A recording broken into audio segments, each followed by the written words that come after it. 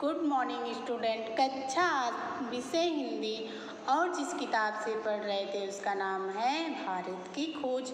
भारत की खोज में हम लोग दूसरा अध्याय पढ़ रहे थे जिसका नाम है तलाश। तलाश में आज हम देखेंगे भारत की विविधता और एकता। इसके आगे देखेंगे भारत की विविधता अद्भुत है, प्रकट है, वह सतह पर दिखाई पड़ती है और कोई भी उसे देख सकता है। इसका ताल्लुक शारीरिक रूप से भी है और मानसिक आदतों और विशेषताओं से भी। बाहर से देखने पर उत्तर पश्चिमी इलाके के पठान और सुदूर दक्षिण के वासी तमिल में बहुत कम समानता है। उनकी नस्लें भिन्न हैं, हालांकि उनसे भीतर कुछ समान सूत्र हो सकते हैं। वे चेहरे और शरीर गठन में, खाने और पहनावे में और भाषा में एक दूसरे से भिन्न होते हैं।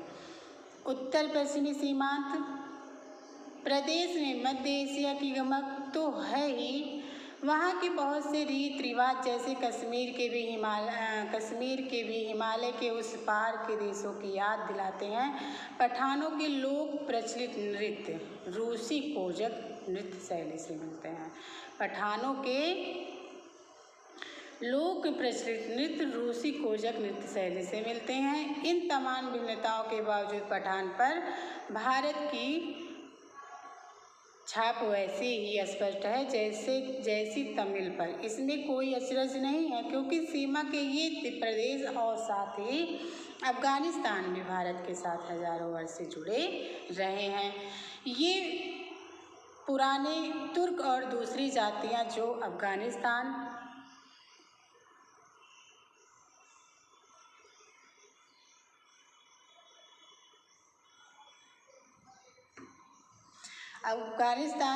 मध्य एशिया में बसी थी। इस्लाम के आने से पहले बौद्ध थी और उससे भी पहले वैदिक काल में हिंदू थी। सीमांत क्षेत्र प्राचीन भारतीय संस्कृति के प्रमुख क्षेत्रों से भिन्न था, प्रमुख केंद्रों में से था। अब भी स्मारकों और मठों के ढेरों ध्वस्त अवशेष उसमें बिखरे हैं।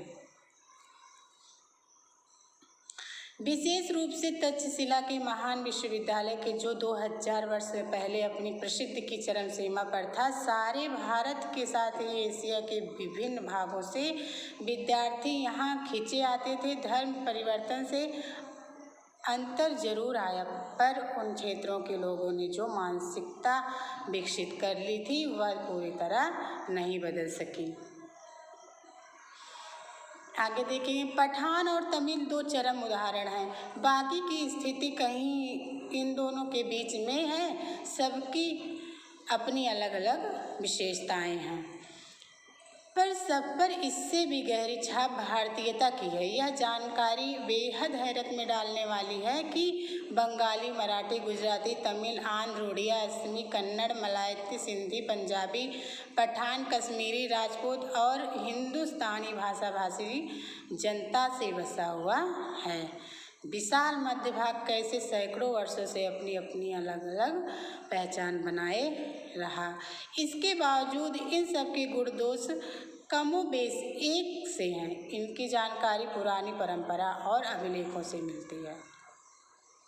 साथ ही इस पूरे दौरान वे ऐसे भारतीय बने रहे हैं जिनकी राष्ट्रीय विरासत एक ही थी और उनकी नैतिक और मानसिक विशेषताएं भी समान थी।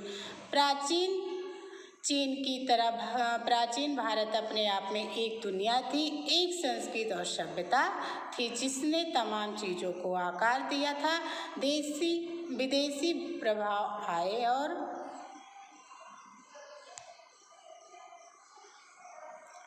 विदेशी प्रभाव आए और अक्सर उस संस्कृति को प्रभावित करके उसी में जज्ब हो गए।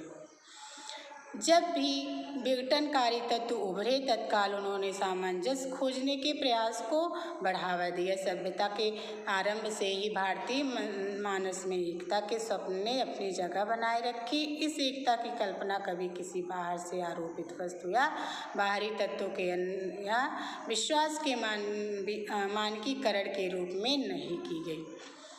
इसके अंतर्गत विश्वास और रीति रिवाजों के प्रति अपार सहिष्णुता का पालन किया गया और साथ ही हर तरह की विविधता को मान्यता ही नहीं प्रोत्साहन भी दिया गया। आज यहीं तक बच्चों, शेष अगले दिन। Thank you.